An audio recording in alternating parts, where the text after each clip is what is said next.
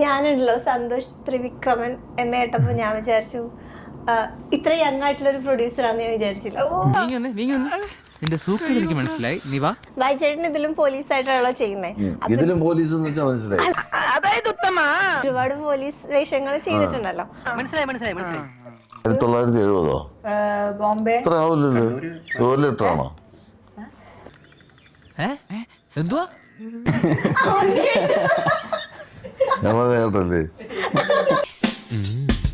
ഒരാളിന് ഒരു ഗിഫ്റ്റ് കൊടുക്കണം, 1 ലിറ്റർ സാധനം മേടിക്കാൻ.